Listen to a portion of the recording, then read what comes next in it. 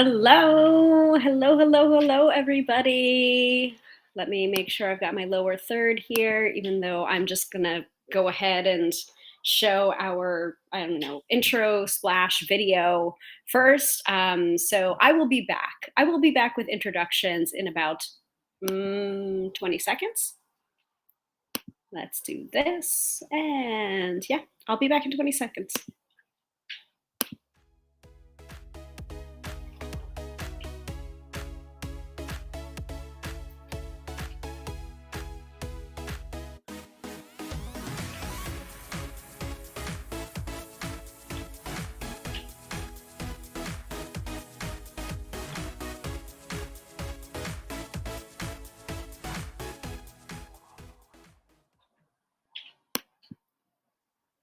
All right, let me hide that. Hello, everybody, and welcome to another episode of Tarot by Hillary Live.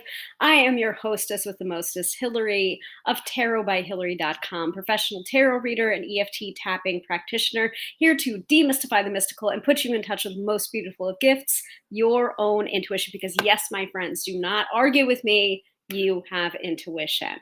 So on tonight's episode, first of all, thank you all so much for tuning in, and thank you for allowing me the space of a couple of weeks to deal with some stuff, and hopefully I will be back on a more regular basis with the live stream. No promises, but I'm really hoping to do so. And I think you all know when I have to cancel the live stream, you know it's for a very good reason. Even if I can't discuss it or talk about it, you know it's for a good reason. And I am just as disappointed as you are when I have to cancel. So, as you saw from the splash video for tonight's episode, we are doing an unboxing of the Seaborn Kipper divination cards that are by Thomas Whitholt with art by Ciolo Thompson. This is an awesome deck. It is not a tarot deck. It is not a Lenormand deck. It is a Kipper deck. So Kipper is a different divination system. It is a cardomancy, cardomantic, I guess, card-based divination system with its own structure that is similar. Similar? No, different to tarot and different to Lenormand. So we'll talk about that when we get into the episode. And actually, Sophia is here. Sophia is saying hello. Can't stay long since it's late, but awake. So I thought I'd say hi. Thank you so much for tuning in, Sophia. As short or as long as you can stay, it's appreciated. And by the way, like, the Seaborn Kipper, one, I received it in a reviewer box from Llewellyn. So thank you to Llewellyn and Marcus at Llewellyn for sending me the box of goodies so that I can, I am flush. I'm flush with tarot decks or divination decks to review and to work with and share with you guys so that you can consider purchasing them yourselves if you would like. But I'm always very transparent on, if I received a reviewer copy of something, if I paid for something, if I didn't pay for something, if I got a reviewer copy of it, like, I'm always very transparent about that. So this is indeed something that I got sent from Llewellyn. So keep that in mind as I review it. But I'm going to be honest with you. If I like it, if I don't like something, I'm always going to be honest with you about it, whether or not I received it for free. I think you all know me by now. So I'm glad that Sophia is here for as short or as long as she can stay, because we did talk a little bit about Kipper on a previous episode. And Sophia was working with the Siren Song Lenormand and Kipper deck from Carrie Paris, and I can't remember who Carrie Paris collaborated with on the Siren Song Lenormand and Kipper. Someone's gonna have to refresh my memory on that, but we did an entire episode on Kipper, and Sophia was learning it. So I was just like, well, okay, if you're learning it, you got to come on the show and explain Kipper to us, because I'm interested too. So you may want to check that out. So Sophia says, I'm interested to see if the book is different and how the cardstock is. The indie edition is gorgeous of the Seaborn Kipper. I guess we'll find out. I don't know any differently, because this is This is the Llewellyn version of it. But I like it. I like the packaging. Unfortunately, it isn't the true unboxing like that I like to do because my intention was to start and do the unboxing at the start of the month, and then things went awry and I couldn't do the live stream. But I still wanted to give you guys the card of the day experience and card of the day draws from this deck. So I had to dig into it myself. So this is not a true unboxing in the sense of the word that I usually like to take off the plasticine wrap in front of you guys and give my first impressions. But so far, like the packaging is really cool. Magnetic closure. We'll get into this more, and then the book is itty bitty that goes along with the deck. And then the Kipper cards are smaller than that as well. But I think the tuck box is, well, I don't know if it's necessarily a tuck box, but the packaging is very beautiful. And yeah. And thank you, Sophia. So for the Siren Song, Lenormand, and Kipper deck, so that's Carrie Paris and Tony Savory. So yeah. But if you are interested in learning more about Kipper as a divinatory system and the differences between it and Lenormand, you may want to check out the past episode that Sophia and I did on Kipper. More Sophia was guest teaching on that because I had no knowledge of Kipper. I had heard about it, but it didn't really make as many waves as Lenormand did a couple of years ago when Lenormand was having its moment in cartomancy. I didn't get the sense that Kipper was really as popular as Lenormand, but I'm a divination magpie, so I'm always interested in different systems. And yeah, Sophia says more of an unveiling, I suppose, LOL, for the Seaborn Kipper. I suppose so too. Yeah. So today's card of the day from the Seaborn Kipper was Win Lots, I think. I'll have to look it up, but it was a very favorable card. And then yesterday's card was Great Fortune. So two really good cards in the Kipper system back to back. Tells me both personally and professionally that that things are on an upswing luck-wise. So that's very exciting to me to see those types of cards. And what's Win Lots, Hillary? What's Great Fortune, Hillary? You'll find out in this episode, right? Oh, Jamie's here. Hello, Jamie. Ooh, cartomancy. Yeah, exactly. So I think I mentioned to you earlier today that I was doing the Kipper episode tonight for the live stream. By the way, Jamie and Melissa and I recorded an episode of Card Slingers. Would you believe the 101st episode of Card Slingers? Because we are going to be doing a special episode for the 100th episode, and it will be live. It will be a live taping, a live recording of Card Slingers Coast to Coast. So if you're not familiar, Card Slingers Coast to Coast is the podcast that I do with Jamie Alford right here and Melissa Sanova. And we talk about all things tarot and cartomancy and weirdness and awkwardness and being a professional reader and what's it like being a psychic and how to cultivate your intuition and, you know, kind of the weird shit that we experience being professional tarot readers and professional psychics. It's fun. And our 99th episode was released today, and that was on curating your deck collection, whatever that is. So I hope you enjoyed. It was a fun episode, and I know some of you have already been messaging me that you've listened to the episode. I just listened to the episode while I was driving home, and I was just like, oh yeah, yep, I remember exactly which decks were coming to mind as I was like unpacking them. And I was just laughing at my past self, especially when we were moving, that I got to a point in our move, and this is like, I don't know, 10 months ago now, where I was just like, fire sale, everything must go. Like, just shove it all in a box and I'll deal with it later. And Mr. Tarot by Hillary is also in the room with me right now as I'm saying that. I don't know if he's listening to me, but but we certainly went through it during our move, and we're just like, we're not going to be moving anytime soon because it was just it took a lot out of us. It took years of our life out of us, and possibly years of life out of our marriage too. We can laugh about it now, but it was not funny at the time. So I was going through a couple of boxes of my different decks that I have. Um, and that was like kind of the impetus for the recording of that episode that we just released today. Um, Stephanie says better buy a lottery ticket. Yeah, I mean, like we're gonna get to it with the Kipper. Could win lots mean buy a lottery ticket? It could. It could. It does depend on the context. I might not be reading Kipper in the way that it's meant to be read. Very similar to Lenormand.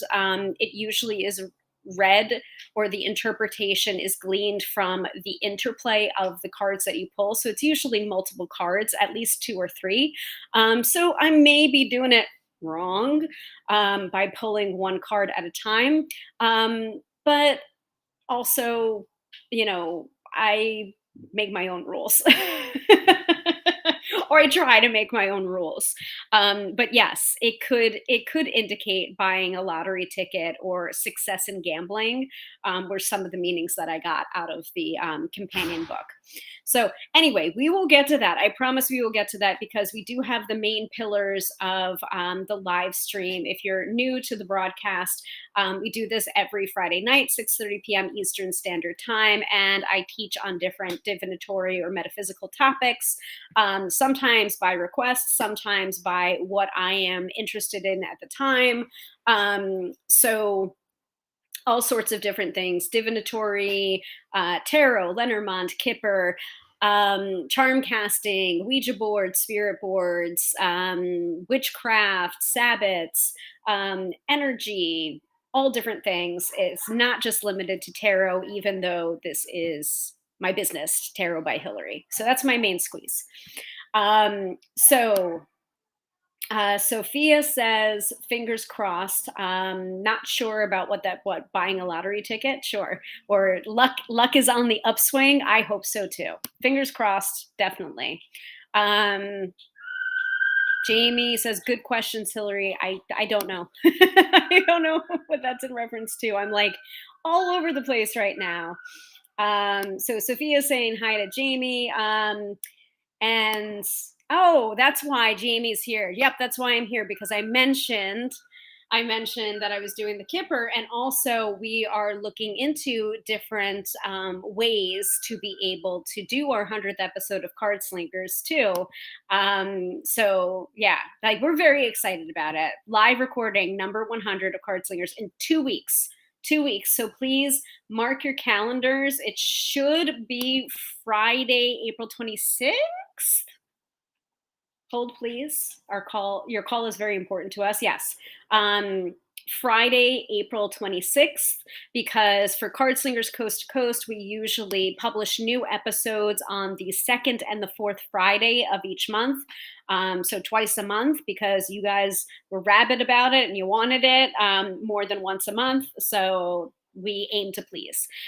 So that is our publishing schedule. So the next episode of Card Slingers, episode 100, will be recorded live in front of a studio audience. That's you. On April 26th.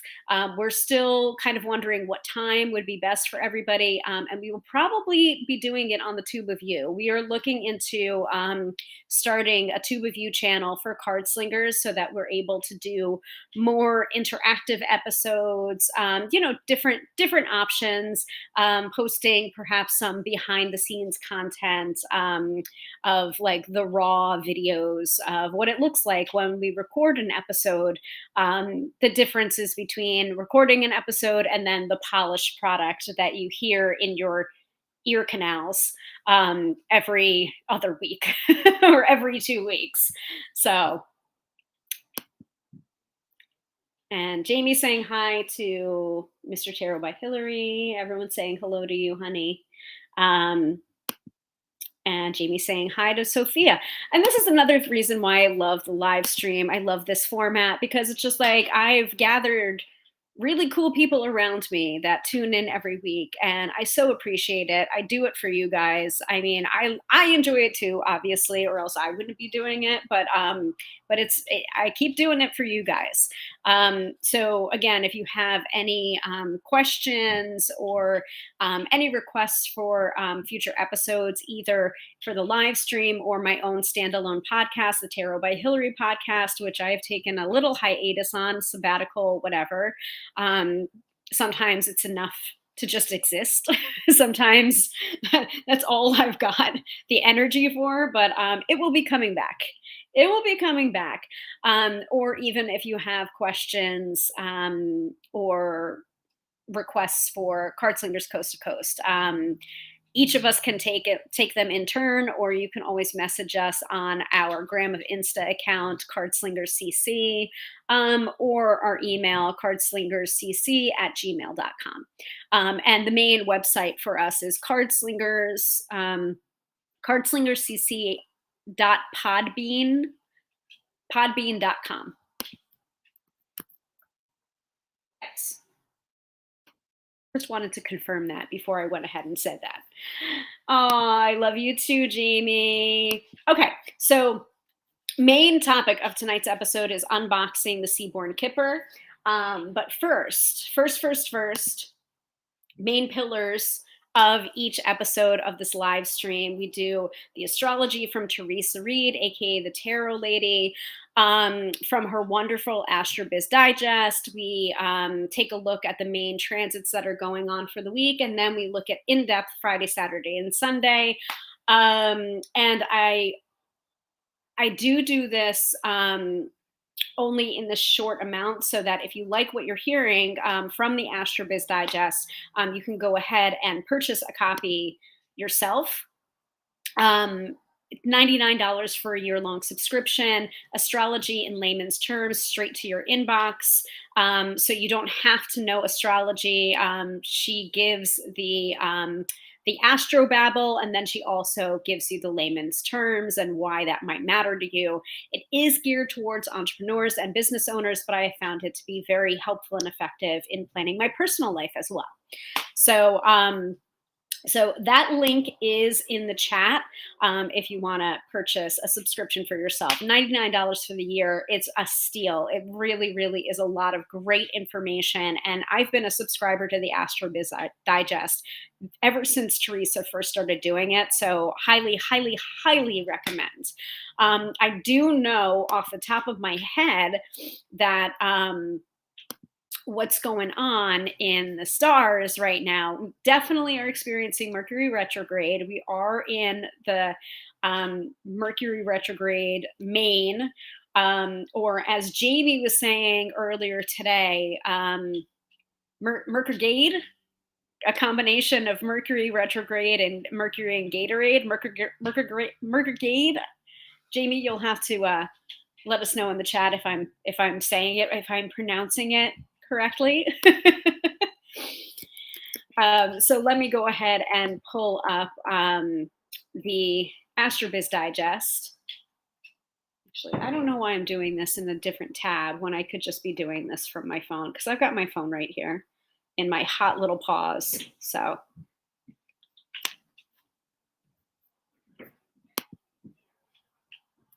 and yeah. Okay. I'm just playing a game of who loads faster. Mm-hmm. There you go. Thank you, Jamie. Mercurgade. Mercurgade. I like it. Makes a lot of sense. Oh, shoot. How do I get it back to the way it was? There we go. Cool. There's all these different modes for Be Live that I'm so confused. it's getting nice and professional, but so Be Live is my third party streaming app. So that's how I'm able to display certain things like my lower third. That's how I am able to show things like the Astrobiz Digest, like so. And I can even do presentation mode there. So very fancy. I think I have an affiliate link for Be Live, but it's just BeLive.tv. I really like it. I pay for it every year. And I think it makes me look polished and professional. So let's do this. Astrobiz.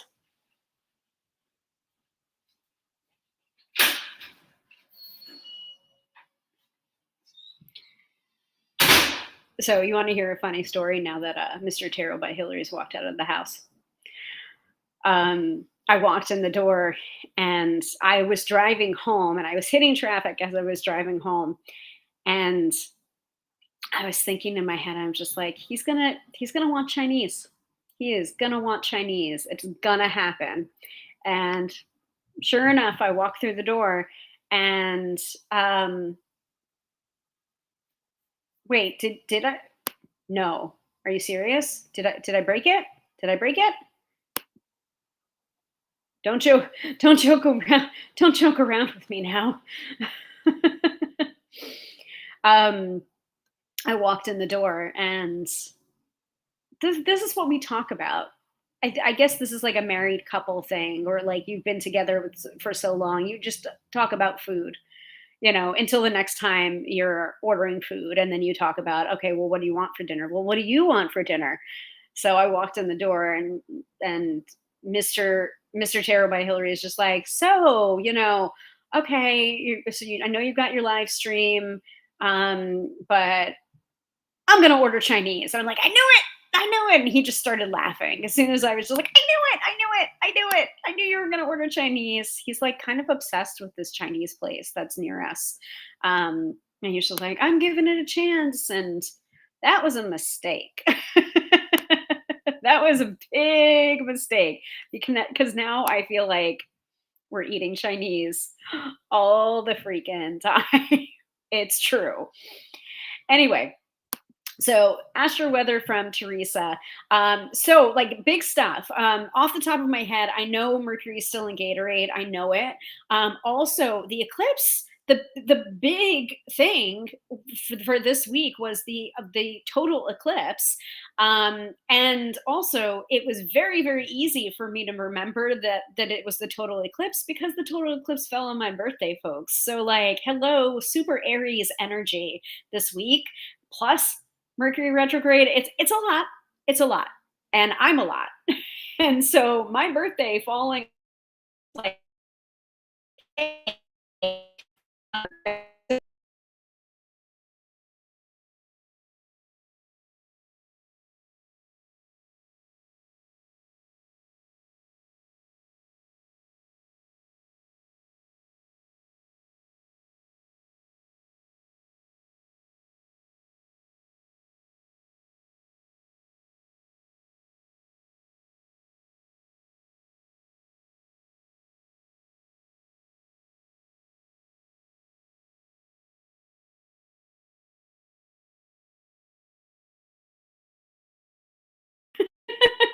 speaking of Mercury and Gatorade, right?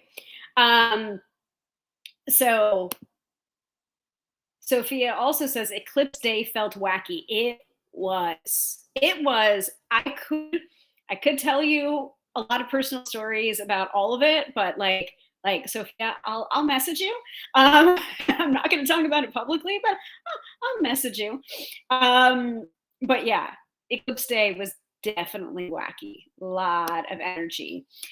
Fran said we had lots of clouds. Yeah, I heard there were some places that had a lot of cloud cover, so they weren't able to really experience it as much. And and Sophia says, not sure if it's just my end, but I think Jamie briefly jinxed us.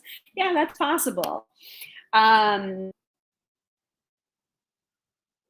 maybe I shouldn't have told you that. You froze. People were nuts.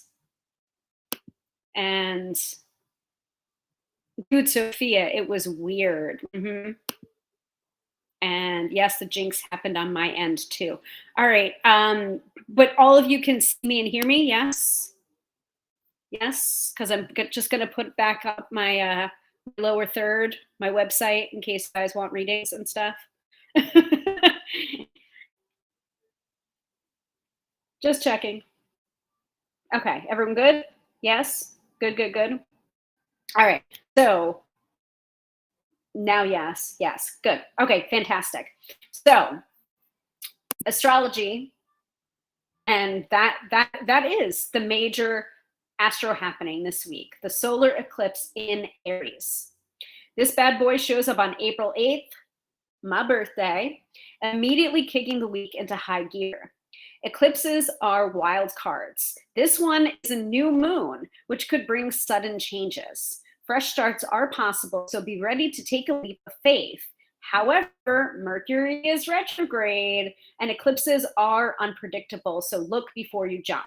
So that is the summary of the energy, especially the solar eclipse happening in Aries. Like it was a lot. It was a lot of energy.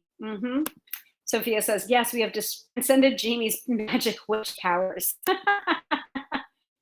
And yes, you are better now. Good, good, good. All right. So yeah, that's the main major astro happening was the solar eclipse in Aries on my birthday, April 8th of this year. All right. So let's get into the specifics for Friday, Saturday, and Sunday. Hold on, I got my text messages blowing up too. So Friday. So today, Friday, April 12th, the public is grumpy this morning due to two aspects. The moon Saturn square at 10:39 a.m. and the moon Mars square at 12:51 p.m. Okay, that makes a lot of sense in hindsight. And no need to be sorry, Jamie. No need to be sorry. If you want peace, keep a low profile, stay off social media, and turn off the news. The evening improves thanks to the Moon Chiron sextile at 7:07 p.m., which should be happening in a few minutes, and the Moon Mercury sextile at 10:43 p.m., which is in a few hours. This planetary duo favors conversations, live streams, and writing sessions. It's the perfect end to a gnarly day. So today, Friday, April 12th, is a power day for Gemini and a weak day for Sagittarius. That's true. Jamie is just too powerful for us mere mortals. It's true. It's true. All right, for Saturday and Sunday. Saturday kicks off a self-care weekend, beginning with a void moon at 10:46 a.m. Slow down, rest, and don't push yourself. At 1:45 p.m., the moon will be in Cancer, shifting the focus to all things cozy. Straighten up your home office, clean your desk, and enjoy a leisurely work vibe if you can. Sunday finds people in a touchy mood when the moon squares Venus at 11:24 a.m. It's best to put business on hold this morning. The evening fares better when the moon trines Saturn at 5:48 p.m. and Mars at 11:17 p.m. Two take charge aspects that provide courage and gumption. If you need to meet a deadline or want to take a stand, you're in excellent shape tonight. Saturday is a power day for Gemini and a weekday for Sagittarius, much like Friday. And Sunday is a power day for Cancer and a weekday for Capricorn. Oh, you're so awesome, Jamie. You're so awesome. So before we get into the unboxing of the Seaborn Kipper, does anyone have any questions or any like, oh, my Tuesday was really weird. Was there an astrological reason why? Or Wednesday or Thursday?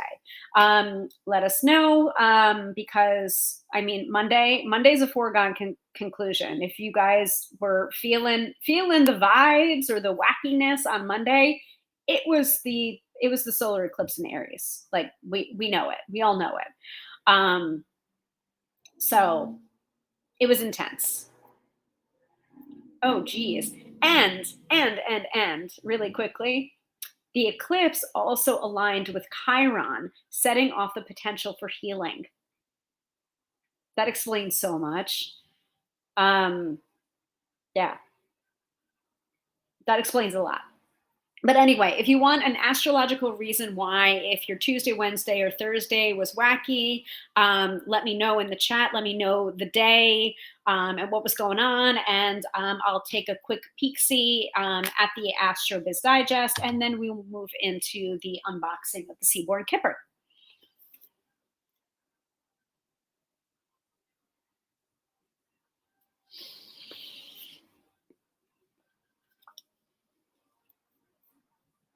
Yep. Yep, right here, right here. Thankfully, just Monday was whacked.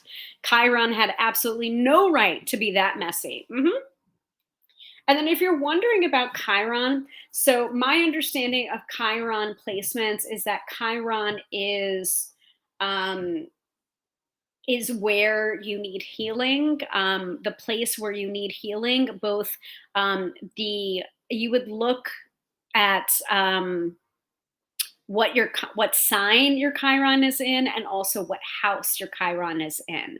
And that kind of work, to me, that is like epic shadow work. So be ready for it.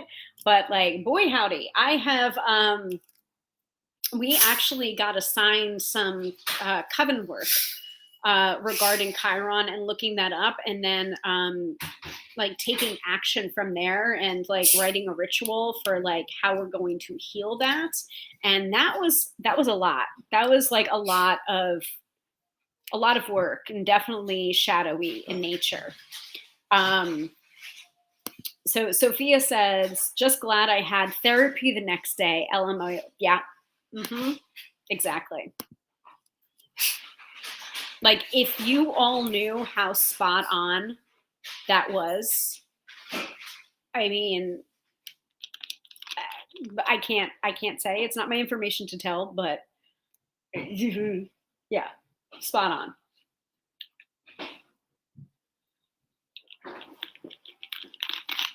So, in particular, my Chiron, I think my Chiron is in Taurus in the third house. I can't remember, but there are ways to be able to find out that information for free online. I usually recommend astro.com or cafeastrology.com. And that can be very helpful. It also is very helpful to look up your natal chart and then use it in conjunction with something like the Astro Biz Digest, so that you're just a little bit more in the know about what these planetary influences mean for you personally. Like, having a solar eclipse in Aries, in the sign of Aries, when you're an Aries or Aries rising or Aries moon, that's going to affect you differently than someone that has Aries in another placement, or like not at all. So yeah, that's true too. Or get one of Teresa, or if you're looking into astrology, or get one of Teresa's 500 books. All of them are great. I totally agree, especially astrology for real life. I think that's what it's called. That one's a really, really good one if you're wondering about astrology. Yeah. Kathy says Chiron and Pisces in the fourth house. So Kathy, do you know what that means? Because I think you know what it means. If you're writing Chiron and Pisces in the fourth house, like, yeah, yeah, yes. And also twist your fate. Twist Your Fate by Teresa Reed as well. Really, really helpful. Because that's a combination of tarot and astrology. Tarot and astrology and manifestation work, and then it all combines into like the fourth section of that book, or yeah, the fourth part of that book, which is like putting it all together. Really, really good book. And I wouldn't I wouldn't endorse any book if I didn't really, really believe in it. Can you scooch that over a little bit, because I don't want it to. Yeah, thank you. So I have actually done like advanced praise on a lot of Teresa's books. very, very lucky to have publishers reach out to me and ask me to provide an advanced, first of all, provide me an advanced reader copy in some way, shape, or form that I can give an endorsement. So I'm like, yay, more books for me. But also, like, I'm like, I love everything that Teresa does. But she really, really explains astrology and tarot in a very practical and straightforward way without being surface about it. Like, she's very deep when she wants to be. And sometimes people are like, oh, wow, we're going to go there. Um,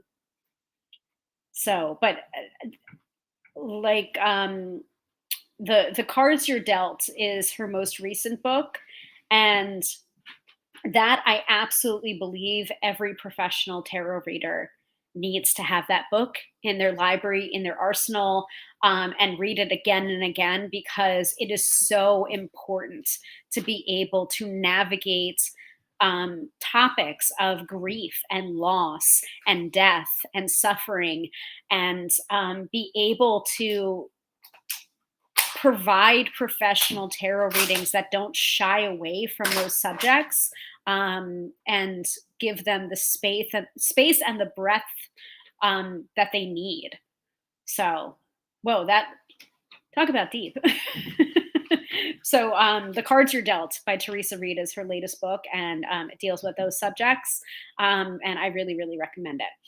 Um, Yeah, Jamie says, I agree with Sophia. Get all of Teresa's books, and also get mine too, and get Jamie's and get Melissa's.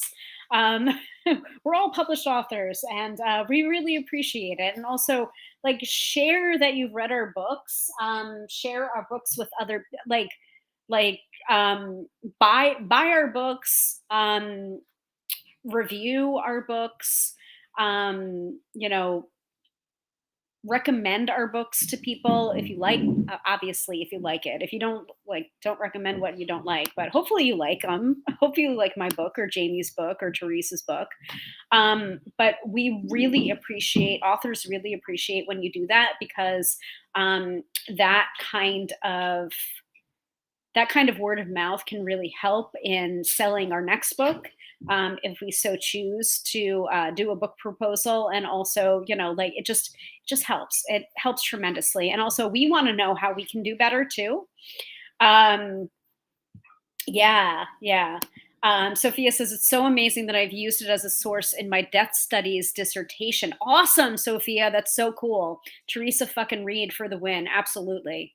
Totally agree. And a staple of the Card Slingers Coast to Coast podcast, cash register noise and air horn. God, that damn air horn. I can't escape.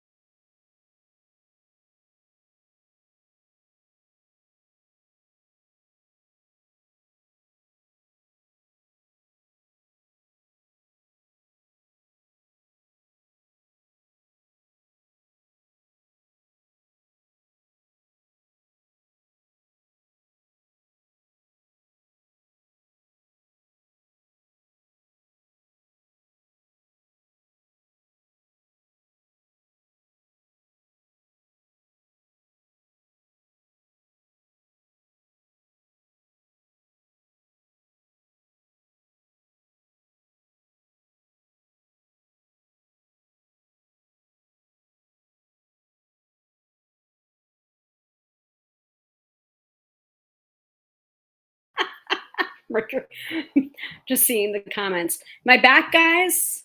Am I back?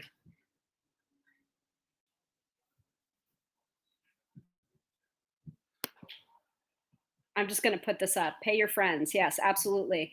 Yeah. So speaking of Mercury and Gatorade, oh no, what is this? Did it work? Yes. Yes. Yeah. So let me explain. I was playing a little fast and loose with Mercury and Gatorade because I saw that my battery life on my laptop was about 30%. So I was just like, ooh, I should probably I should probably plug back in my laptop. And I was just like, okay, but I'm at 30%, so I've got time. I've got time to go on that little tangent. Nope. it just went it went from 30 to 0 and it shut off immediately. So that's what happens. That's what happens when you play fast and loose with Mercury retrograde, right? But at least it was a very quick thing. And this has happened before, folks. So thank you for your patience. Um, anyway, let's go back to, yes, pay your friends. Yes, pay your friends. Exactly. Katie's here. Hello, Katie. Hello. And Jamie says cha-ching. And we're all saying hi to Katie. And then there's the uh-oh. What? Well, it wasn't, it wasn't too bad. I was gone for like maybe 2 minutes. So thankfully. So yeah, Sophia's here. All right. Yes. Yes. And Katie's right. Mercury loves to teach lessons the cheeky way. Yes, exactly. So one of my recommendations for dealing with Mercury retrograde is flattery. Flattery will get you everywhere with Mercury. So just flatter his ego, flatter his good looks, flatter, just be like, oh, Mercury, you're so amazing, you can do everything awesome, and you're so handsome too. And it like, is it a placebo effect or does it work? I don't know, but it's always worked for me. So give that a try the next time Mercury decides to teach you lessons the cheeky way. You can be cheeky back, but also be flirty. All right. So let's do an unboxing of the Seaborn Kipper. Like I was saying before, and the mid-episode reading is most likely going to be a Kipper reading. So, and be patient with me because Kipper is not my forte. I'm still just learning it, and I'm doing it one card at a time. Sophia says, if we don't have flattery and compassion, is store-bought fine? Yes. Yes, store-bought is fine. Jamie says flattery will get you everywhere with Leos too. LOL. Yeah, I mean it works. It works for Mercury, but it also works for Leos. Probably most fire signs would be okay with it. Like as an Aries, like, mm, I don't know. If it's false flattery, I will be very angry about it. So I think that's more Aries than anything else. So I can't speak for the Leos and the Sagittariuses. I know many Leos. I mean, other than Jamie, I know of a few more Leos, and my bestie is a Leo. So it's a lot of Leo energy, but flattery definitely works with Leos. Not quite sure about Sagittarius, so I won't speak for them. False flattery does not work with Aries, though. Be warned. So for the mid-episode reading, I'm just going to give forewarning now. It is going to be a Kipper reading. And please be patient with me because I'm learning Kipper too, right along with all of you for the month of April, pulling one card a day. So, oh, yeah. I mean, I suppose that's true too. Leo will hate false flattery, won't trust you anymore. That true. Very true. So this is the Seaborn Kipper divination cards by Thomas Whitholt, with art by Ciolo Thompson. I think it was Sophia that was saying that this was originally a Kickstarter, and now this is the version that I got from Llewellyn Publishing that came out in 2024. So came out or is coming out. That's the problem with reviewer copies. Like sometimes you will get something that is not released yet. And I don't have my press release for the Seaborn Kipper on me right now, so I'm going to have to look it up. Seaborn Kipper Llewellyn.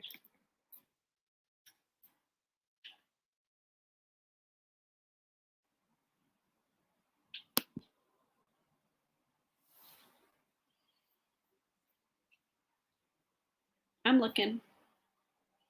Okay, so it was released in February. So it is out now. You can buy it now. Yeah. Katie says, I was thinking, was Mercury born in Leo? Considering flattery working, LOL. Possibly. Possibly. So Sophia says, I'm 99.9% sure it's out. You're correct. It came out in February. I just wanted to make doubly sure. So this version that I have here, I believe originally was a Kickstarter, or so what Sophia was saying, that it was originally started on Kickstarter as independent or an independently published deck. Now is under the Llewellyn umbrella. So there may be differences in the format, or possibly even the artwork has been tweaked slightly, or even the companion book. I don't know. All I know is this version here. So here's the box right here, and I'm just going to read from the Llewellyn site about Kipper. About Kipper. So this is a beautiful blending of worlds, identities, and divination. From best-selling artist Cielo Thompson comes a fortune-telling deck like no other. Based on the historic Kipper system, this whimsical set features ethereal aquatic life and genderqueer merpeople who reveal deep insights about yourself, your life, and the people impacting it. The companion guide blends old and new divination methods, creating a modern approach that focuses on personal identity and self-development. With Ciolo's signature watercolor style and Thomas Whithold's masterful insights, Seaborn Kipper stands out in an ocean of other decks. So this from Llewellyn includes a 38 card deck and a 128 page full color guidebook.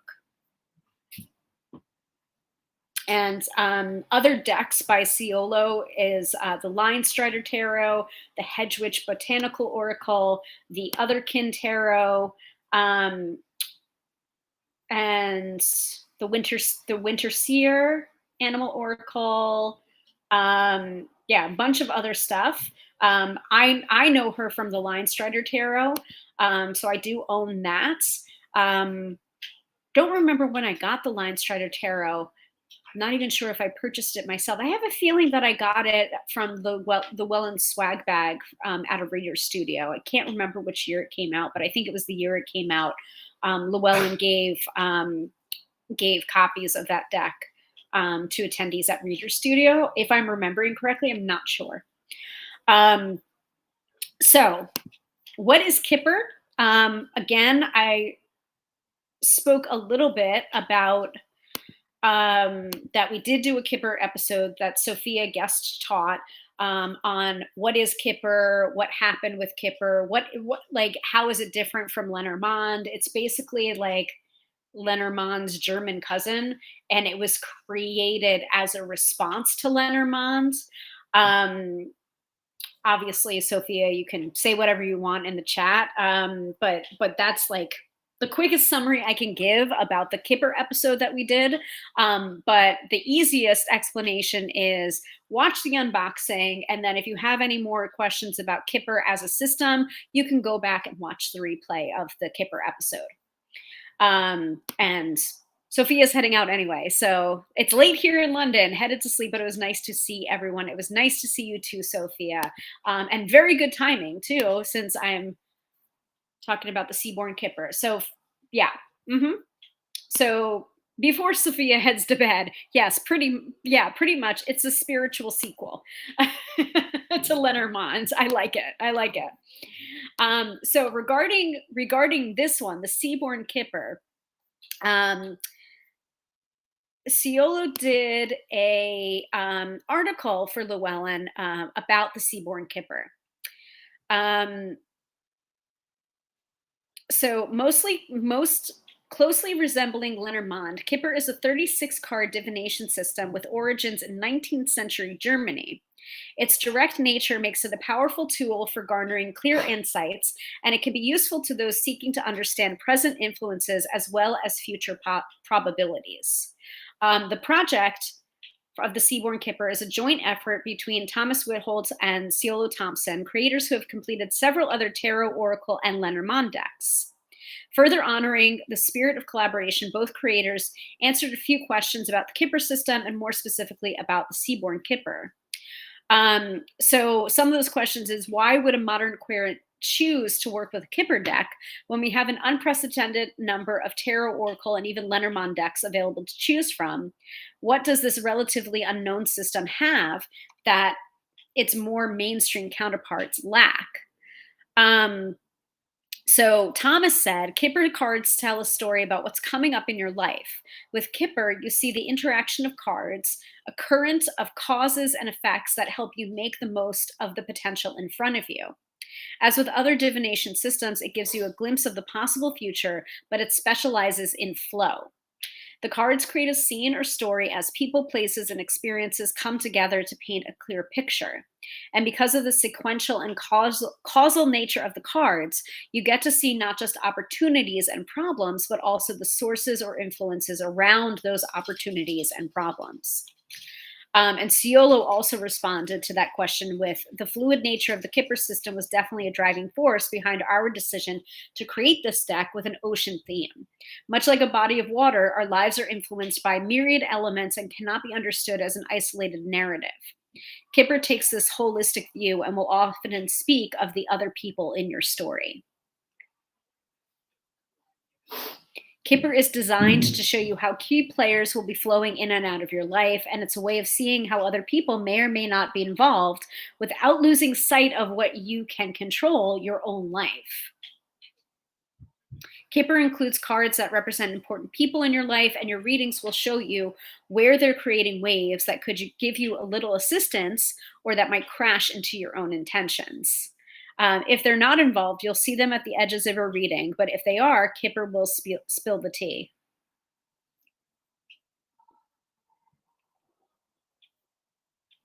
So this is a really, really interesting article. It's basically an interview with both Thomas and Ciolo. So there's more. There's more than just that. But I'll go ahead and link it into the chat, and you guys can take a look at it at your own leisure.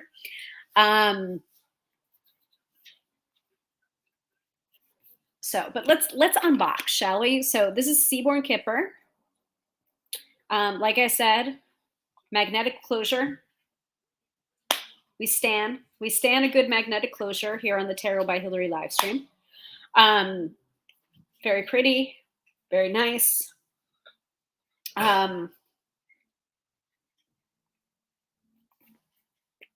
Let's open, even though we have opened it already, because I'm using this for card of the day polls. And you open it up to see this here, the artwork. Guidebook is on top. It does have a little ribbon to be able to pull forward the guidebook and take that out. And then what I usually do is I fold the ribbon on top so that I can pull out the guidebook, but then also have it nested underneath the card so I can then pull out the deck of cards. So much like Lenormand, please. So that's the bottom. So nice, organized. You don't need to put it in silk or in a drawstring baggie, or put it in something else to protect it. Like, the box is very good, very sturdy, and does have that magnetic closure, so you can just throw it into your bag and not have to worry about the box opening and all the cards spilling out in your bag, which I appreciate. And then you have, I believe it's 38 or 36. I believe it's 36 But they say 38 because they do offer variations on the principal card, much like the man and woman card in a Lenormand deck. In Kipper, it's the principal card. So there's principal one and there's principal two. Principal one is usually the querent or the client or the sitter, and principal two is usually either their significant other, or it could represent somebody else that they're asking about, like a business partner or a friend. So who, like, again, like when I was just reading from the article, both Thomas's and Ciolo's answer to the question, it's just like, this is a very people-y kind of deck. And so people figure very heavily into this deck, and how people relate or how they are, like, it makes a lot of sense that it's principle one and two, and where your interactions lie between the principal one and the principal two. So there is a variation on the principal one and the principal two, of artwork. So you can always just pick and choose which principal you would like. Very similar, again, to the man or the woman card. In Lenormand, oftentimes a Lenormand deck creator will offer variances in artwork, for the man or the woman card, and then you choose which one you would like to put in there. And also, that's very helpful as well for same-sex couples to be able to have like two men or two women. So that's helpful. But if you have an understanding of Lenormand, like, that's kind of the corollary I can tell you, to how that would play out in a Kipper deck.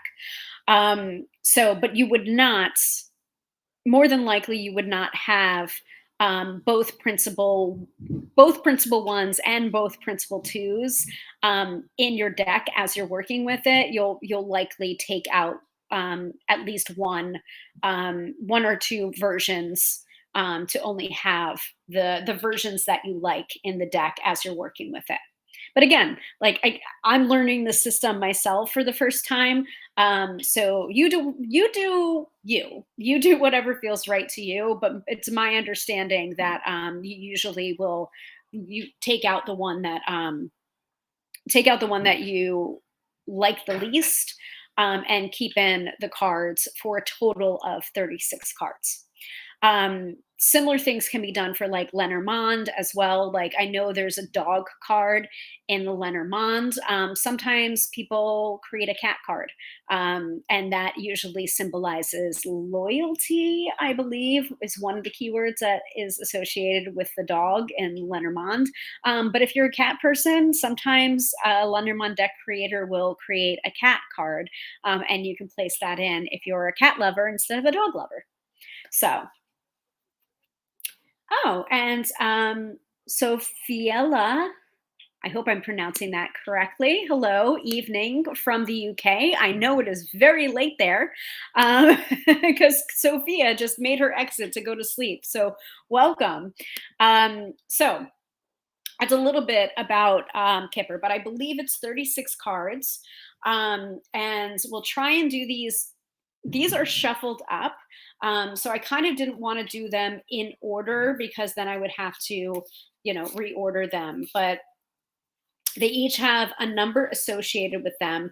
I'm not sure if the number has any significance in the same way that Lenormand has significance to the numbers, and adding up the numbers can get a result of, another card, which, like, says something different about the reading. So I'm just going to go with the numbering that is in the guidebook, so that we can really still have that experience of the mid-episode reading. Because these are shuffled pretty thoroughly, because I've been working with this deck since April 1st. But I have been pulling only one card at a time for my card of the day pulls. So again, is that the way Kipper usually works? I don't know, probably not. But it's usually read in combination with the other cards.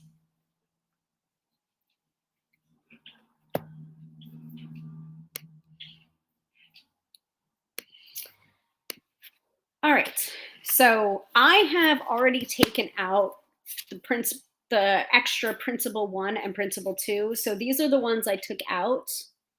And also, my understanding of Kipper is that there is some directionality that is at play. So sometimes you want to choose the principal 1 and the principal 2 based on their directionality, where they're facing. So just gives, different options. So this is principal.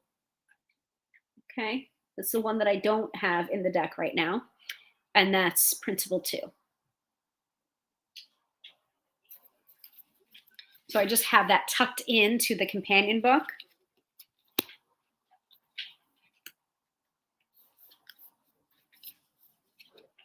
And who's this reading for?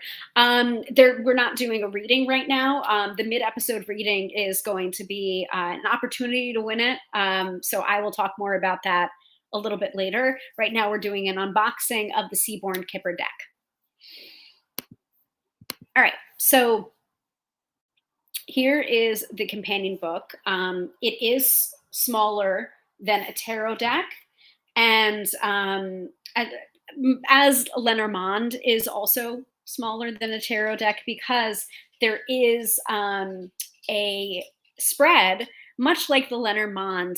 Again, go back to the Kipper episode that we did with Sophia. Much like the Lenormand has the Grand Tableau, which you use all 36 cards.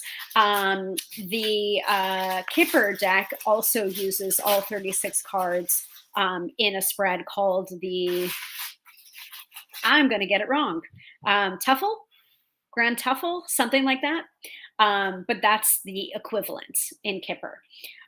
So if you're going to have a spread that uses the entirety of the deck of 36 cards, that would be the reason why the cards are smaller, so that you could actually be able to put out 36 cards.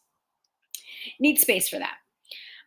So the 36 cards of the Kipper are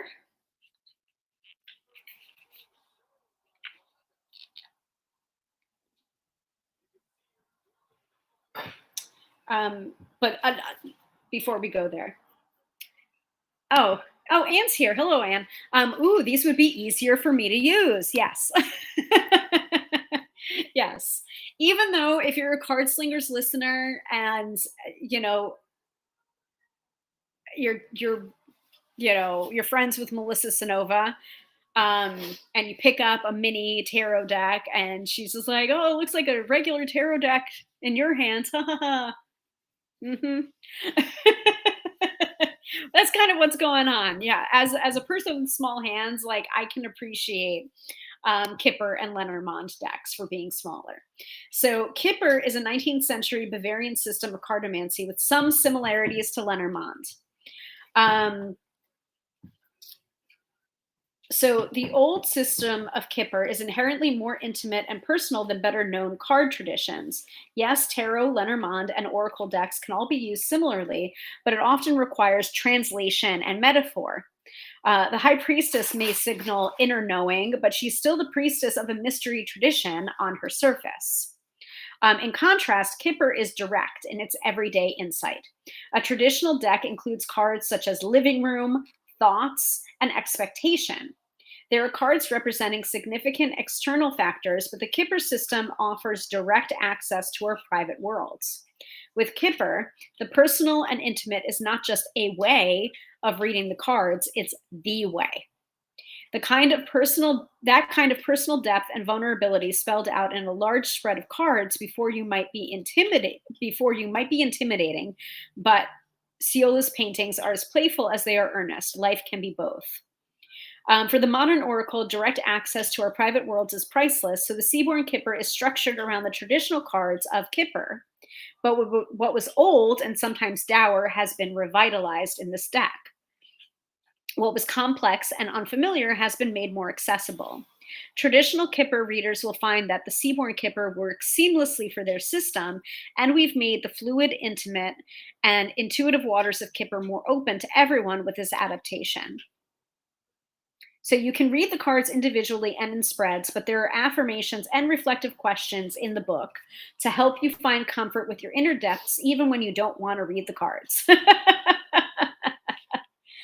So yeah, and I've been including those in the card of the day posts, in the card of the day interpretations. I've been giving the keywords from the companion book, and also my own personal interpretations as it's like been applicable to me.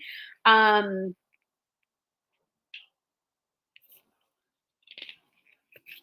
so if you learn to read another system of cards, you can use those strategies to read this deck. Like other systems, the Seaborn Kipper includes images and titles designed to help you understand some of their core themes while letting you extrapolate and intuit additional meanings. You can read individual cards from the Seaborn Kipper for everyday guidance as you would any other oracle deck. But the Kipper system, and thus the Seaborn Kipper, is even more powerful when cards are read as part of a spread to offer insights from multiple perspectives. Like the more familiar Lenormand, Kipper cards are often read as part of a grid or tableau of cards that interact with each other, relying on positioning to provide specific predictions about likely future events. Both systems are based in the practical concerns of those trying to secure their futures: money, love, luck, and misfortune. For that reason, you will find similar concepts in both the Lenormand deck and the Seaborn Kipper, such as deception in the snake card in Lenormand and false person in the Kipper, loss in the mice in Lenormand, and theft in the Kipper, and the binding of people or things together in the ring card in Lenormand and the marriage card in Kipper. So you're gonna see similarities. However, Kipper is more direct in that it uses less symbolic ambiguity and metaphor than Lenormand, allowing for effortless clarity in seeing the main point of the cards while still leaving room for your intuition to explore their details. Um, and because of the aquatic aesthetic of the Seaborn Kipper, and we invite you to use the distinct Kipper style of seeing flow between the cards. One card may represent the cause of something, and the next card may represent the effect. And certain cards represent specific people in your life who will make their own waves with or without you. The precision of a Kipper reading comes from the interplay of cards to see who is doing what when and how that plays out. Traditionally, Kipper cards are read with the future in mind. In the standard intended use of a Kipper deck, the earliest card is the present and the rest flows forward from there. But as with other systems of divination, the Seaborn Kipper can also be used to explore the past and discover your own psychological depths. There is nothing about this deck that prevents you from doing that sort of reading, even though it is non-standard for traditional Kipper decks or Kipper cards. Simply use what you've learned from other cartomancy traditions and ask the Seaborn Kipper to play in those waters. Please also remember, it's worth remembering the Seaborn Kipper's origins as a predictive system based on interaction and flow. Compared to many other forms of cartomancy, Kipper can feel surprisingly personal. I have definitely experienced that in the 12 days that I've been working with it so far. Several cards depict dramatic events related to money or legal troubles, but many cards are about mindset and feeling. The imagery is also often intimate and limited in scope to help create scenes where people, places, and emotions come together to tell a story. And character cards usually represent specific people in one's life, not tall, dark strangers. Even if you are new to Kipper, the Seaborn Kipper should feel a little bit more familiar and less occult than other systems. Oh, that's an excellent question, Katie. Do you think Kipper has been easier to read than Lenormand? Yes. Yeah. Yeah. So if you go back to the episode that I did with Sophia on Kipper, she also said this, and this is way before I got a Kipper deck. Like I said, I got a reviewer box from Llewellyn. I had no idea that that this deck was going to be in it. Like, I mean, I had some sense, but I didn't really know which decks I was going to be receiving. I think I only knew for sure that the Witch Sister Tarot deck was going to be in there, but other than that, like I had no real idea what else was going to be sent to me. But Sophia said about the Kipper, um, that she was working with, which was the Siren Song. So another sea, sea like aquatic deck, different though than the Seaborn Kipper. The Siren Song Kipper, she was noticing that there was an immediacy. So easier, I guess. I guess I could say easier because you can dive right in. While with Lenormand, you can't really, because I don't know. There's just something about Lenormand that's a little bit standoffish. I don't have another way of putting it. It's a little intimidating, quite frankly. And I don't know if it's all Kipper decks that don't feel intimidating or just this particular one. But yeah, short answer, yes, I think it's easier. And I feel like there's more immediacy and more instant gratification because I was able to open it up and start using it right away and not feel that I was just like swimming around, like flailing around. Like I didn't get the sense that I was flailing around. Does that make sense?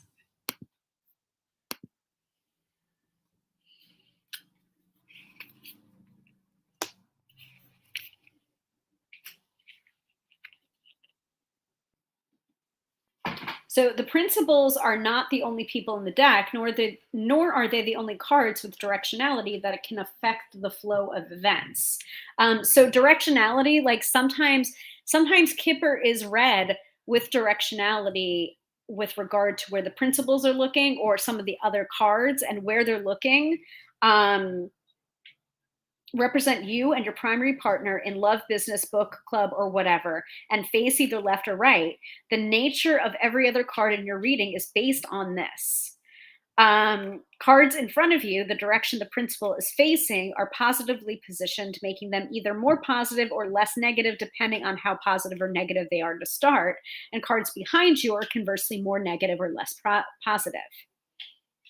A card in front of you and behind someone else could be a sign of something good for you, but not so good for them, and vice versa.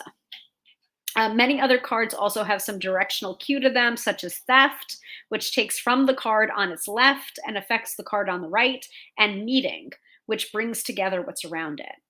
These interactions are explained in the relevant card entries in the book. Whether these affect the flow of the story or just add nuance to your reading will depend on you and the cards. Directionality and flow are powerful features that the Seaborn Kipper brings from the Kipper tradition and will be well worth your time to learn.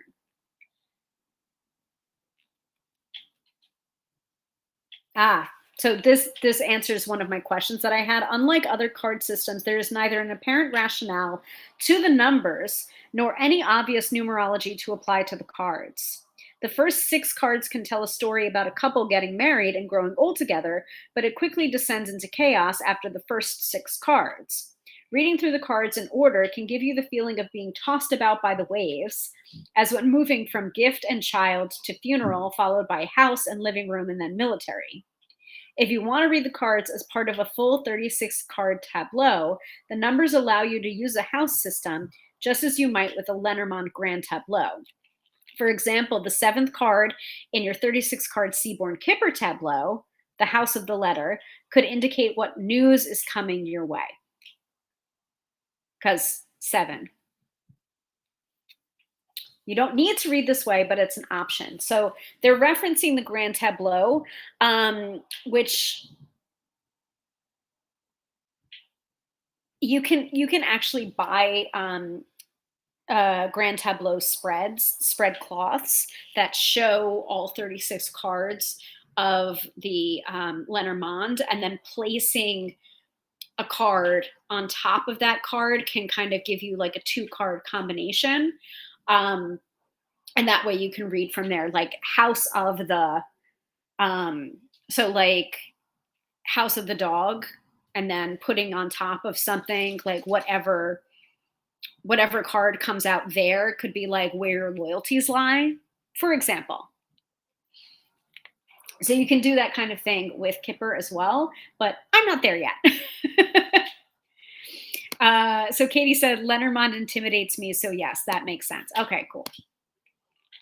Like I've been working with Lenormand for a number of years now, and I still don't feel like I get it, or it doesn't get me.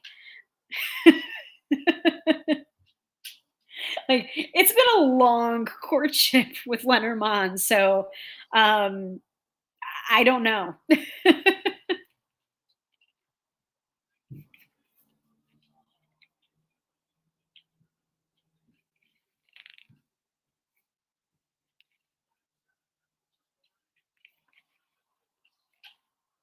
One step at a time.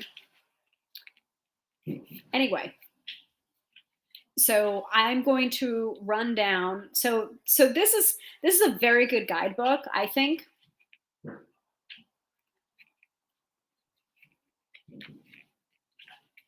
So principle. So I'm going to just run down the list of cards in the Kipper. So the first two cards are principles 1 and 2, the querent and the counterpart. So they represent the person looking for insights, the querent, and their primary partner, companion, or counterpart. The identity of the second principal figure in the querent's life depends on the nature of the reading and the querent's concern. So basically, like about a monogamous relationship, the second principal would be the primary romantic partner. But in a business reading, the most relevant counterpart is unlikely to be the querent's romantic partner. Instead, the second principal figure could represent an equal status coworker or ideal client. So the two principal cards have no symbolic meaning in a reading beyond standing in for those two people. So it's important to set clear intentions about the partner's identity.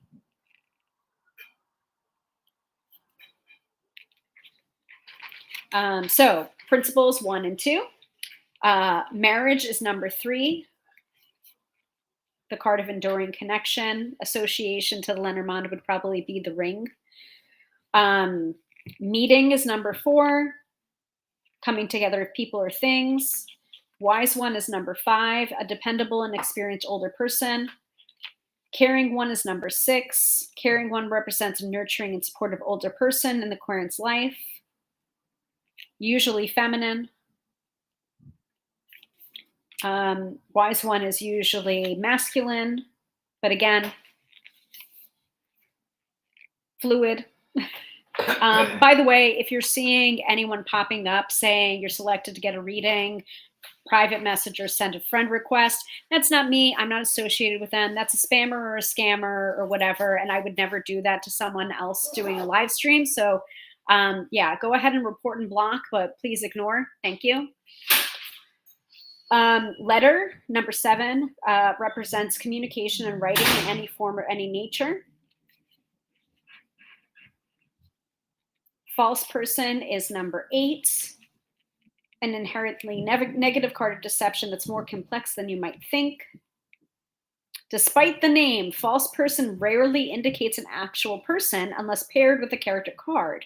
Instead, false person indicates deception or that something is wrong or off in some way. Change is number 9, a major shift kind of event that disrupts everyday routines and forces new ways of being. Journey is number 10, a blissfully straightforward card that usually means exactly what you expect it to mean without a lot of complexity and abstraction. Win lots is number 11. Often seems like one of the most positive cards in the deck because it can signal abundance, wealth, and gain of all kinds. However, keep context and position in mind. Playful one is number 12. Fun and pleasure-seeking younger person in the querent's life. Ambitious one, number 13. A competent and successful younger person in the querent's life. Sad news, number 14. Arrival of negative experience.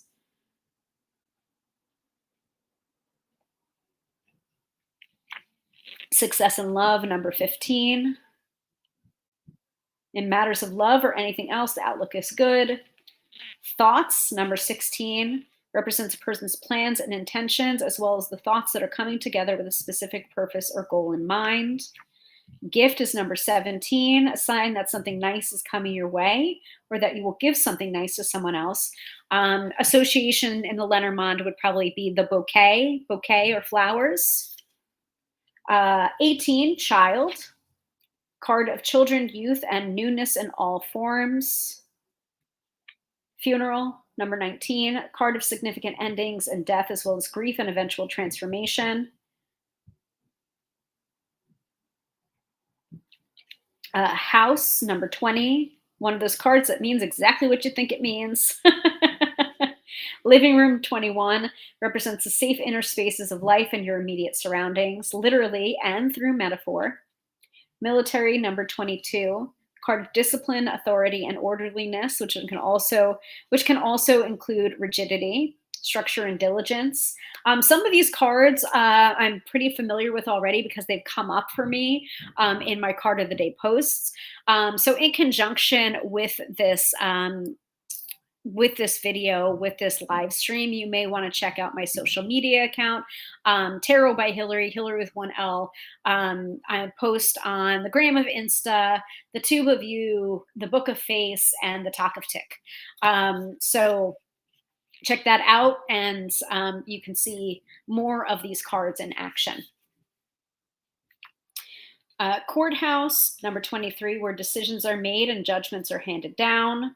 Theft, number 24, loss and diminution of something being taken away, can represent literal theft, but more often it represents a general or even non-physical loss of time to distractions, or the loss of energy to a psychic vampire. High honors, 25, the card of achievement and the recognition of your ambitions. Promotions, honors, pay raises, increased visibility. Great fortune, number 26, a sign of good things coming your way, blessing of the goddess Fortuna with her endless bounty of luck raining down on you.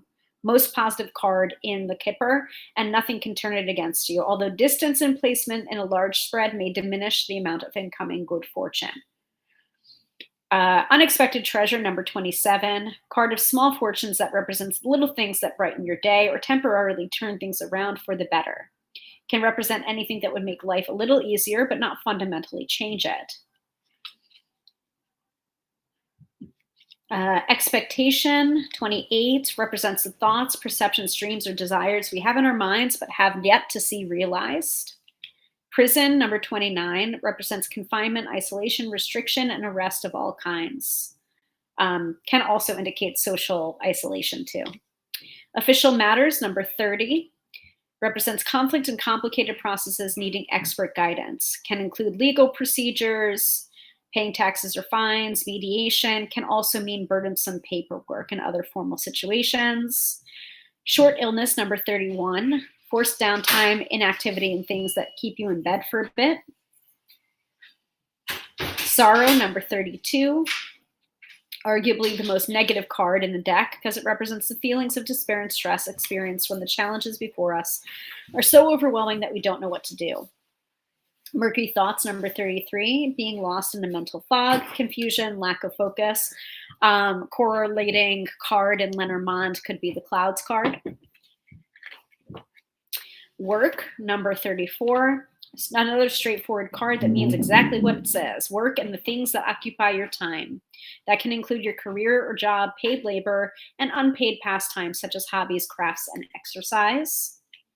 Long way, number 35, represents long distances and long periods of time.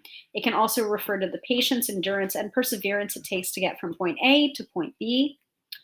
And finally, Hope, or the Great Water, number 36, a card of big wishes and dreams, a fitting end to the Kipper. It's the hope and the expansive quality of aspirations on the horizon. Now, each of these cards, so that's the 36 cards of the Kipper, specifically the Seaborn Kipper. There might be some renaming going on. I'm not sure. This is my first Kipper deck. But what I really like about this deck is for each card, it is full color. So you see the card number, and then the illustration that goes along with it. You see the keywords that go along with it, an interpretation of that card, what it means, and then what it means in conjunction with other cards if they came up. Like, for example, meeting in combination, or distinguishing it from other cards in the Kipper, such as like the brief nature of a get-together distinguishes meeting from the marriage card, which shows enduring bonds. Meeting can as easily indicate a brief encounter with a stranger as a planned night out with lifelong friends. And then what I really like about this is you have prompts. You have questions from the deep. So you have prompts that go along with this card, each and every card. And then you also have an affirmation that goes along with it too. So I've been trying to put that in my card of the day posts as I've been working with this deck. So yeah, that's the Seaborn Kipper. It's unboxed. I'm really liking it so far. So do we want to do the mid-episode reading? And please bear with me because I am still learning this divination system. So these are all shuffled up. The cardstock, by the way, as usual, I have to mention the cardstock in unboxing, but the cardstock is really nice. Pretty thick, sturdy, but slick, but not so slick that it's going to completely fly out of my hands, but slick enough to be very nice to shuffle. So let's do the mid-episode reading. So for those of you who are new here, well, those of you who are old hats, you know the drill for the mid-episode reading. So I will explain it.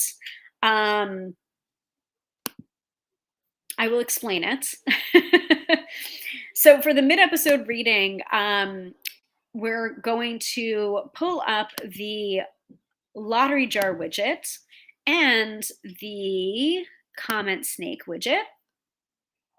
And those are going to float around. And let me set up the keyword. So if you would like to be considered to be entered into the mid-episode reading, the keyword is going to be Kipper. So let me update the crawler.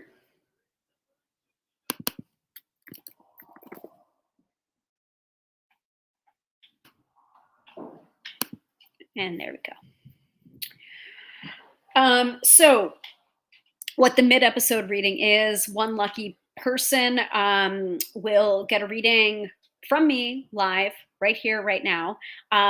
So once they win, so I'm going to pull from the, people have to enter by commenting Kipper in the chat.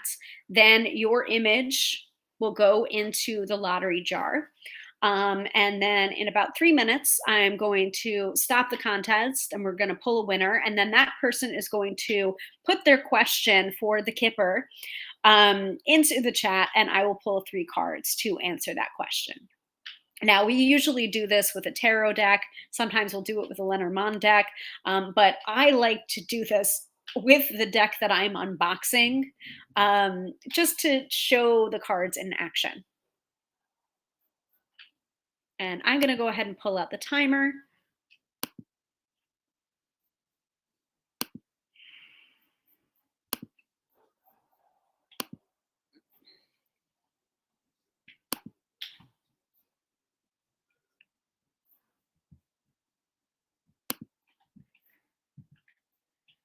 So if you would like to be considered for the mid-episode reading, comment Kipper in the chat, Kipper.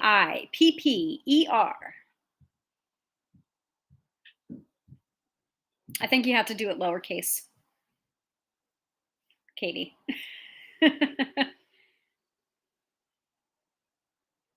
There we go. Anne's got it.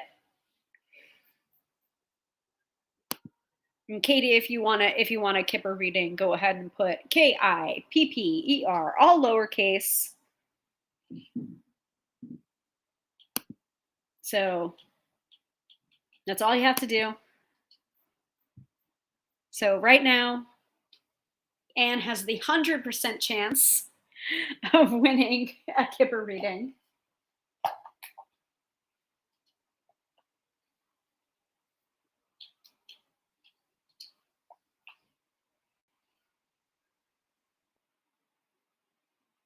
And there's Katie. Okay, now it's a 50-50 shot. It's a 50-50 shot between Anne and Katie. And by the way, this food looks so good. I'm going to have to probably eat my egg roll while I'm waiting for the... Is this my egg roll? Yes. It is? Thank you.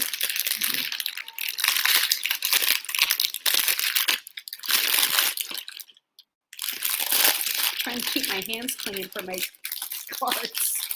This is not going to work out well.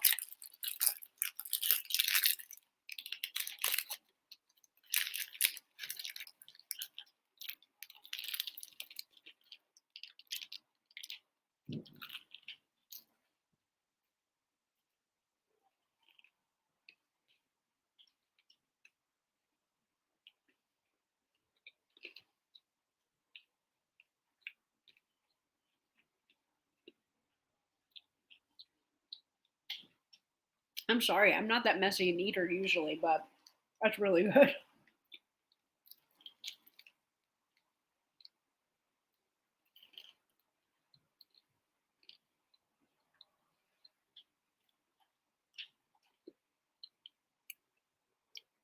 Anne is asking, what's an egg roll?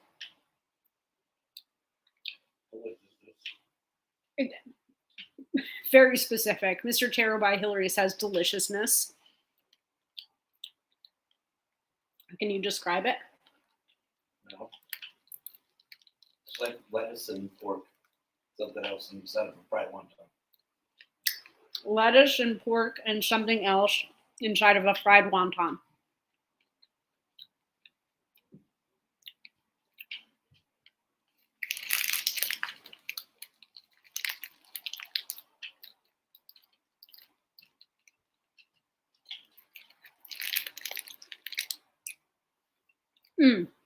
So Venus would also like to get in here. So hi, Mary. If you want to put your name in the lottery jar, Kipper, all lowercase. Just comment that.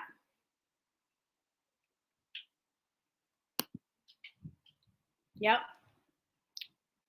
You know, I wasn't really into egg rolls in the past, but they've won me over.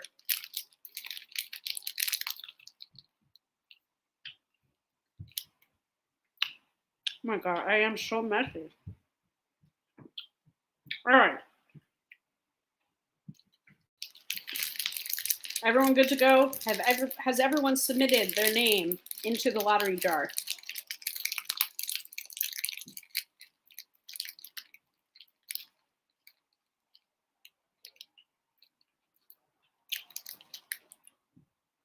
Oh my God, this is so bad. I'm drooling on myself.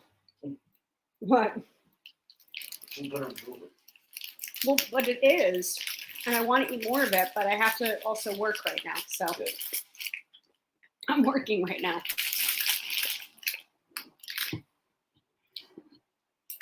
I can't wait for the rest of my dinner.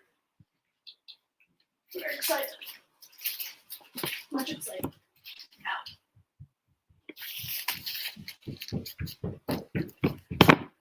Ow.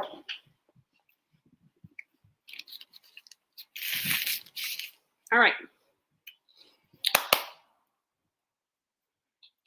All right. We have Venus, we have Katie, and we have Anne.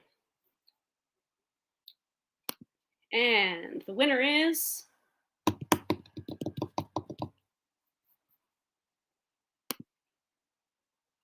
Venus. Venus, you have won the mid-episode reading.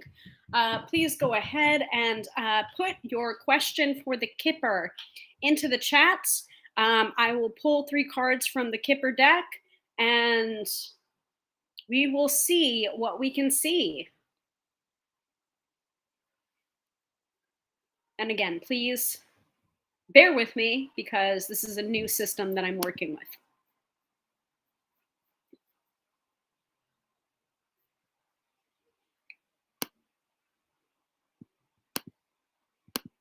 All right. So, Mary is asking, will my ex and I get back together? So I don't know if Kipper is a system that will tell us that, but we'll do the best that we can with the Seaborn Kipper. What I'm going to do is I am going to pull the 3 cards. I will do my best to interpret those cards as I see them, and then I will go to the guidebook and give you the information from the guidebook so that you kind of have the best of both worlds and basically see this deck in action. All right.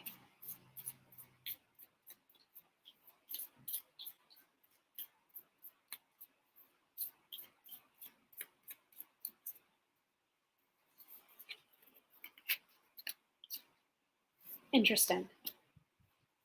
Interesting. Very interesting. Okay.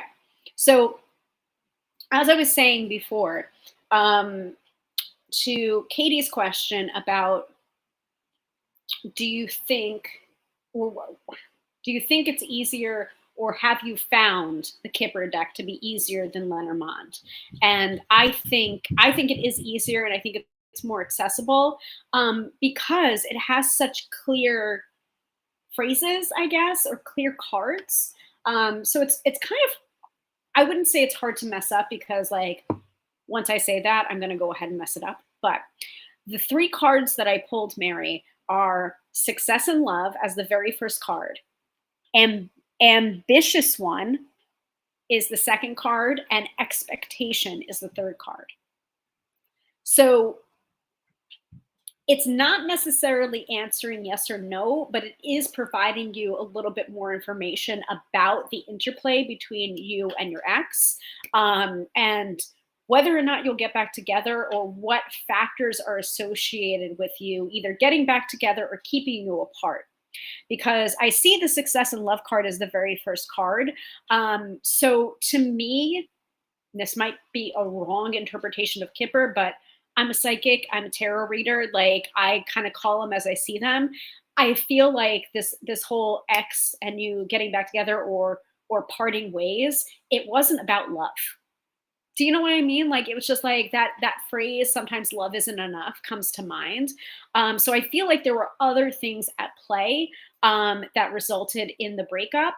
And I don't know if those things that broke you up are still in play to keep you apart, because you've got the Success and Love card here, which is represented by these seahorses.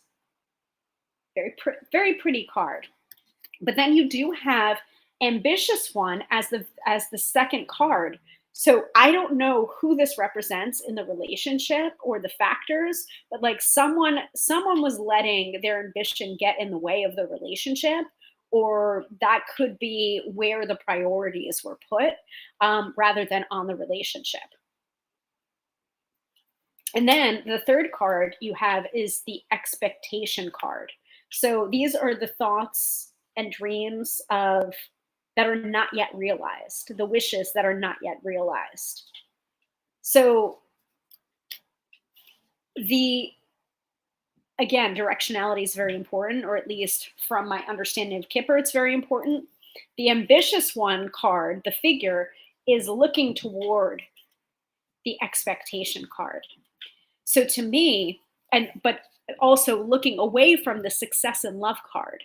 So to me, it's not necessarily a yes or no answer, but it's just like I feel like the factors that broke you up are still in play and keeping you apart. So you can chime in the chat if I'm on the right track or not. I'm fine with it either way. Again, this is a system that I'm still learning, but now I'm going to go to the guidebook for the interpretations from the guidebook of these three cards. But I can understand, like, this is actually one of my first times looking at Kipper as combos instead of like standalone one at a time. And I understand, like, I can see it now. I can feel it now, that flow that Thomas and Ciola were talking about with Kipper. It really does flow.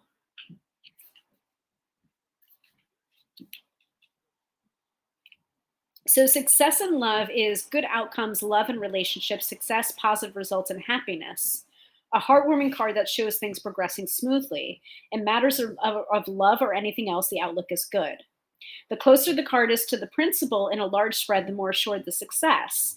Effort or some other process may still be required, but the outcome is very likely positive. The card references love and all of its forms: love is associated with success in love. However, any kind of success or good outcome can be indicated in this card depending on the context of the reading. So, but you asked about a relationship, so that is just like like okay, like I'm acknowledging this is a relationship that we're talking about here. Um, so makes a lot of sense. What broke us up is still in play. Okay, cool.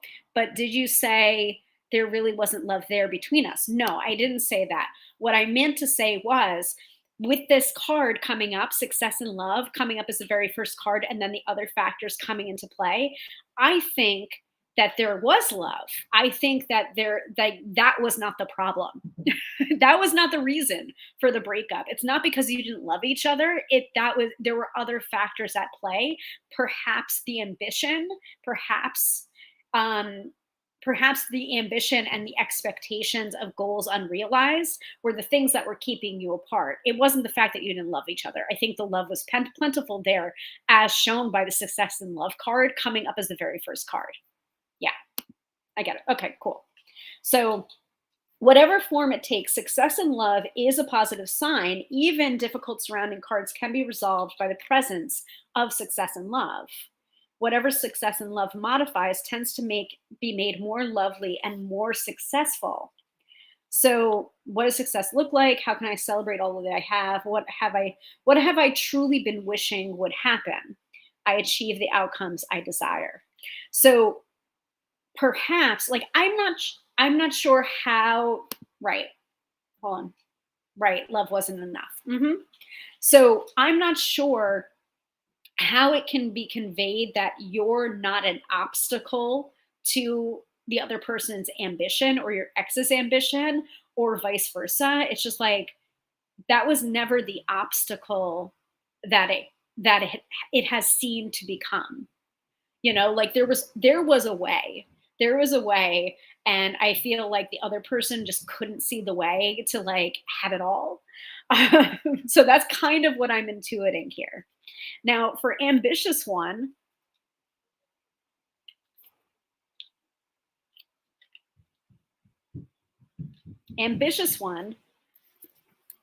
is young man, brother or son, lover, finances, a professional, competence, and luck. Represents a competent and successful younger person in the querent's life, typically an important masculine presence, such as a brother, male friend, or lover. Whatever their gender, they usually find good fortune through a combination of talent, drive, and easy confidence. The professional success of ambitious one can be inspiring and seductive, and the person they represent or the easy fortune they offer is positive and productive if in front of the principal. If behind the principal, ambitious one and their striving can be used against the querent.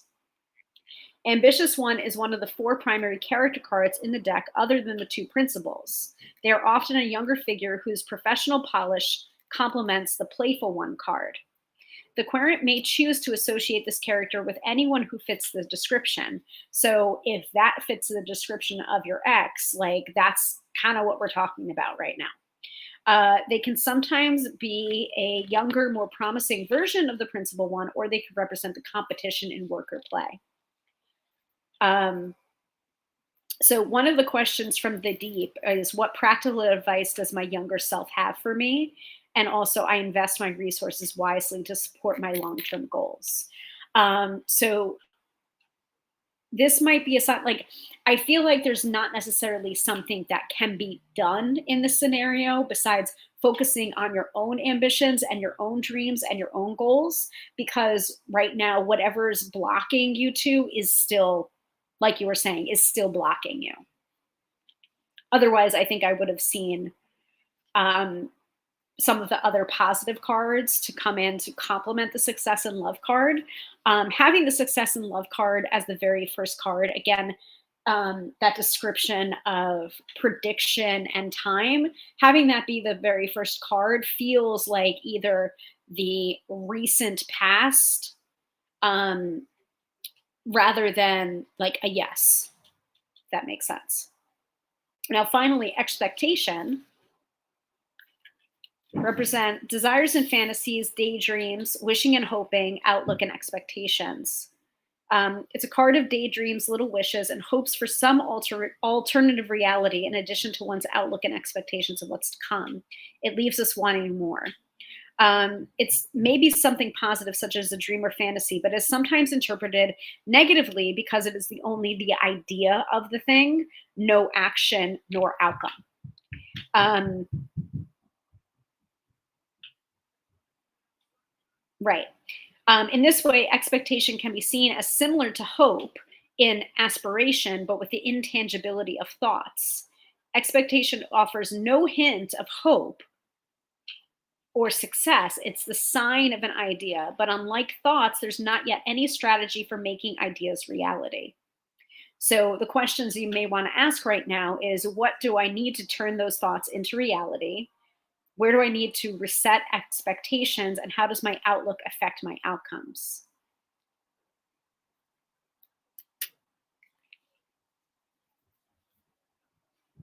So, Mary, let me know if the combination of my interpretation and then the guidebook and interpretation makes sense for you. I think right now I wouldn't say it's a yes. I wouldn't say it's a no. I would just say the factors that part you are still in play.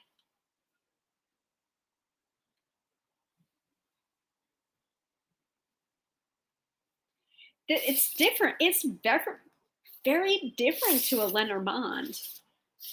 Very different to a Lenormand reading.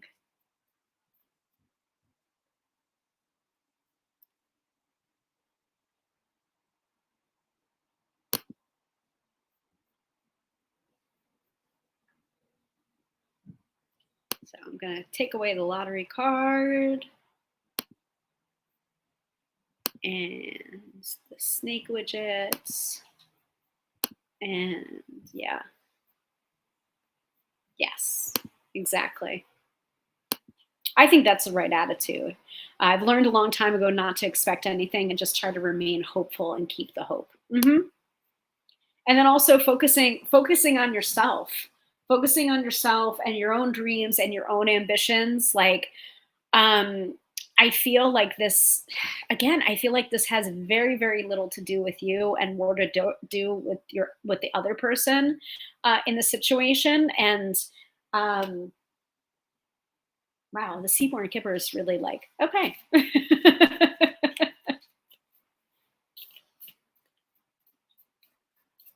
Like I was saying to Katie before, it's a very accessible type of deck, I think. And I am looking at the time.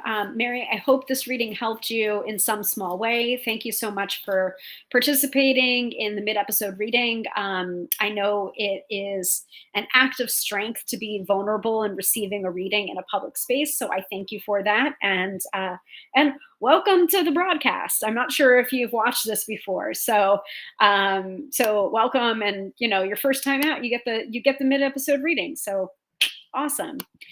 So I am looking at the time. Are there any questions about the Seaborn Kipper? Any questions about Kipper in general that I can answer as I'm working with it? We're going to continue to use the Seaborn Kipper for the month of April for Card of the Day polls. So you can feel free to follow me on the Gram of Insta, the Talk of Tick, the Book of Face, and the Tube of You, Tarot by Hillary, all one word, Hillary with one L. Oh, thank you so much, Mary. Definitely following you now. Awesome.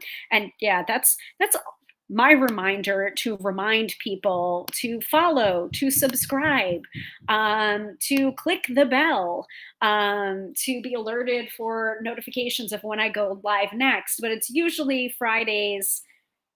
Hold on. Fridays at 6:30 p.m. Eastern Standard Time is when we do the live stream, but I do a bunch of different things. And then also I am available for private readings, one-on-one readings, and also EFT tapping sessions. Tarotbyhillary.com is the place to book those. Katie is saying that looked an easier reading for love than I've seen even from standard tarot cards. Yeah, I agree with you. Yeah.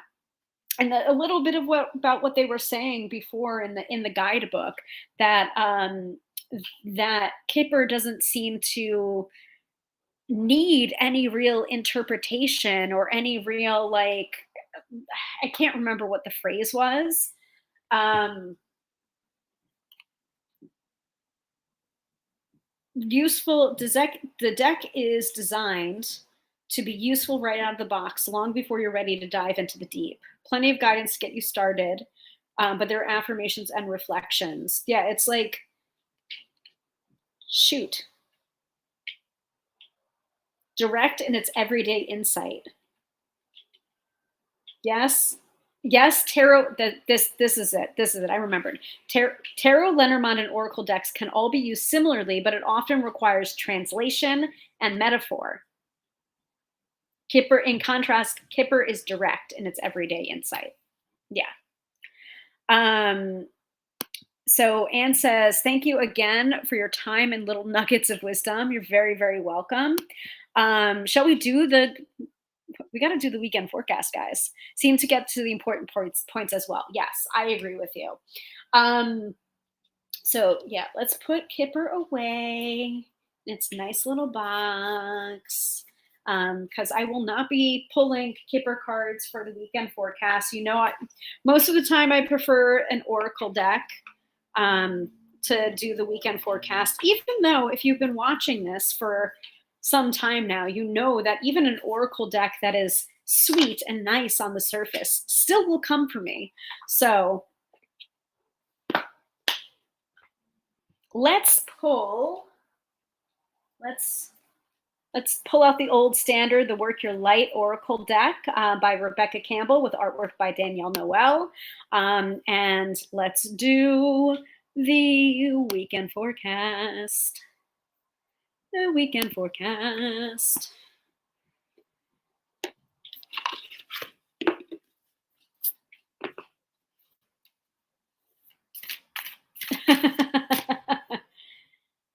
Yes, please, a gentle oracle. I mean, we'll try. You know that any deck is not necessarily gentle in my hands. Even so much as I try to be, sometimes isn't. So, what do we need to know for the weekend? Oh, gentle Work Your Light oracle, please be gentle with us. Please, please, please.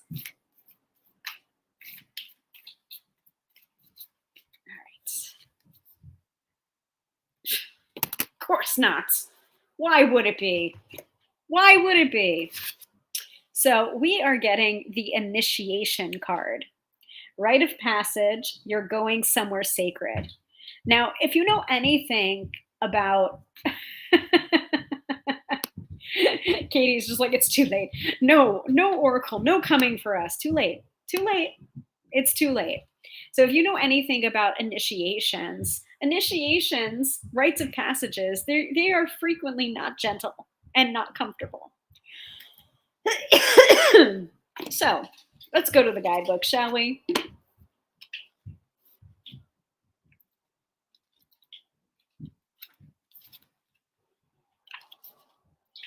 The initiation card.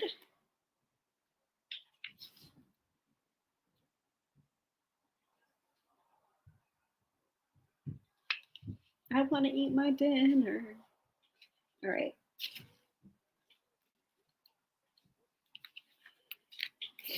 Okay, so the initiation.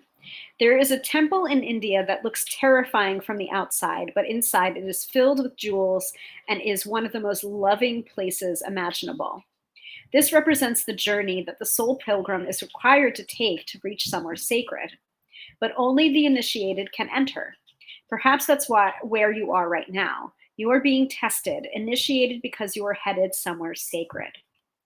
Initiations require that we cross the threshold from one world or state of being to the next.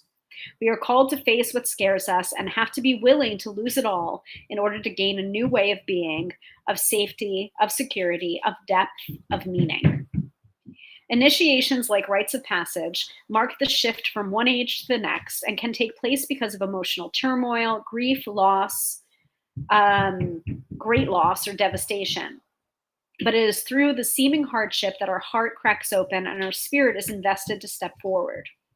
We take the sacred voyage into more of who we are and who we came here to be. It can be painful and scary, but once we begin the journey, we can be more ourselves than ever before.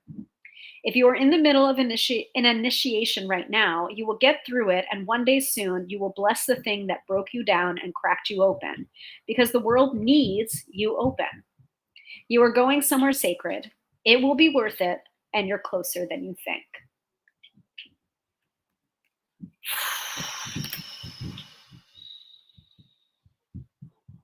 Just, take a screenshot. Take a screenshot of this face right here.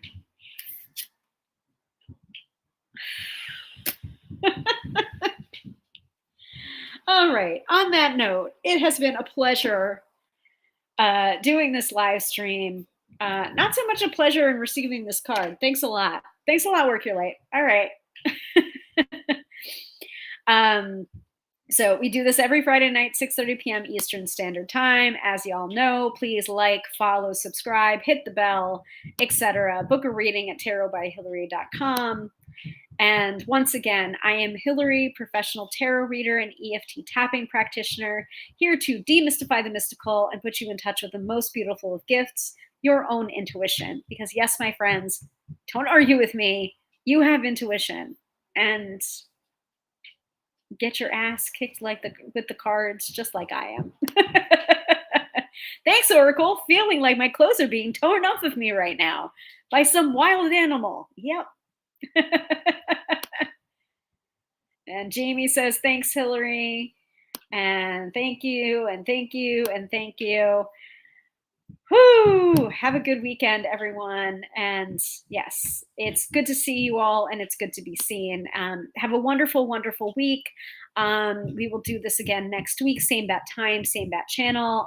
Feel free to check out the replays if you are so motivated. We have a bunch of different replays over the last 4 years of me doing this. And you can go to my TubeView channel and do a search on the channel for any of the topics that you're interested in. We probably have an episode for it. And if we don't have an episode for it, you can definitely request one. All right. Have a great weekend, everybody, and see you next week. Bye.